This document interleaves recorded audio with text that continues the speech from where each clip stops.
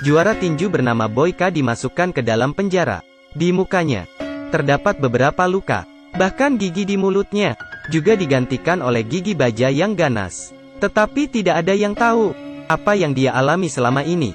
Hari ini, dia mengajukan pembebasan bersyarat untuk melihat ibunya, tetapi malah ketemu ibunya yang kemarahannya tidak bisa lagi diungkapkan.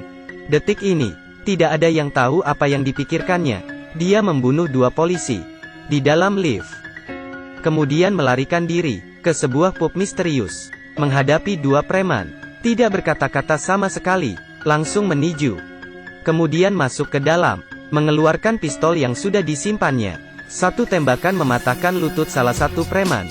Kesakitan yang membuat preman itu berteriak. Konsekuensi dari mengganggu Boyka berbicara adalah sangat baik, akhirnya diam. Kamu pasti tidak terpikirkan, pub ini sebenarnya adalah pub abangnya. Dan hal yang dilakukan setelah mendapat kebebasan sementara adalah mencari abang kandungnya, dan langsung membunuh para preman. Terdiam karena keganasan Boyka. Boyka menyuruh pria berjas ini menelepon dan menipu abangnya agar dia datang kemari. Dia mau menunggunya di sini dengan pistol.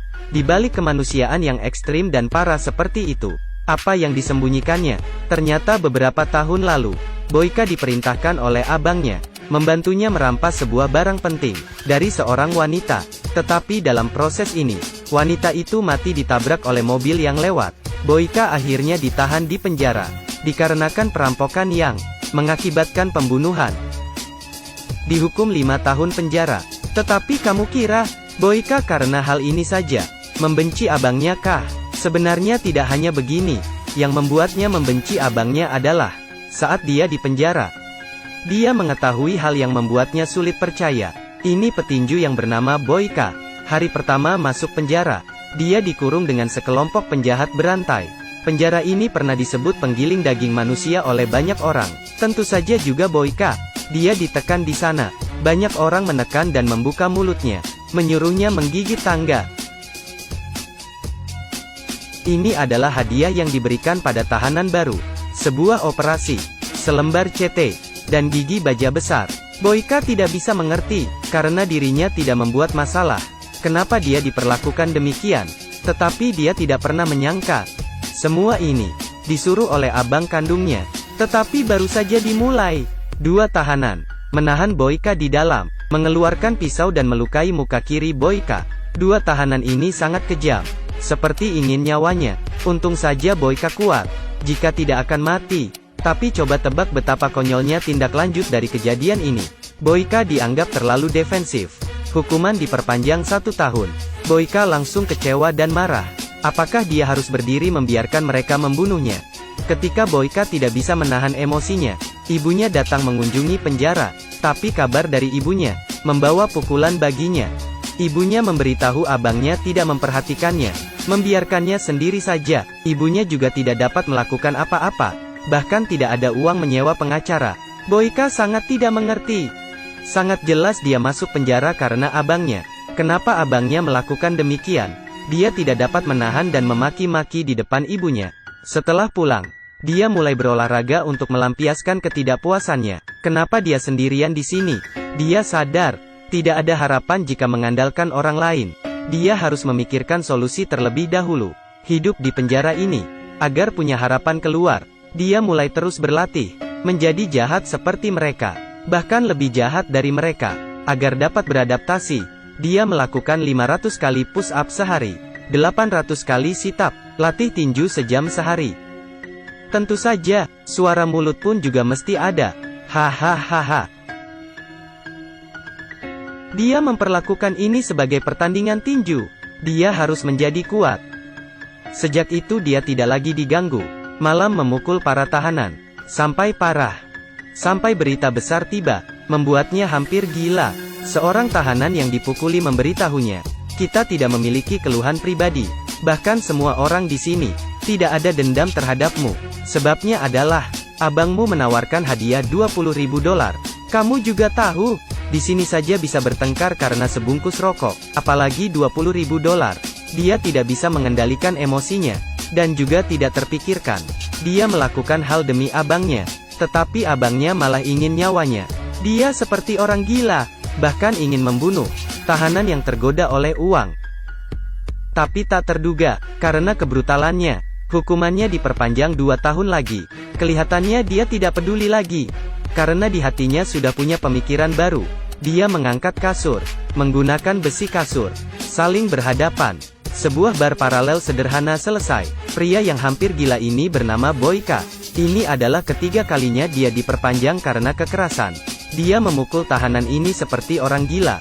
Bahkan yang bisa dibunuh juga dibunuh. Kelihatannya, dia tidak berencana untuk keluar dari penjara secara normal. Tetapi kamu pasti tidak terpikirkan, di balik kekerasannya, ternyata sedang menunggu sebuah kesempatan untuk melarikan diri dari penjara, bahkan membunuh abangnya.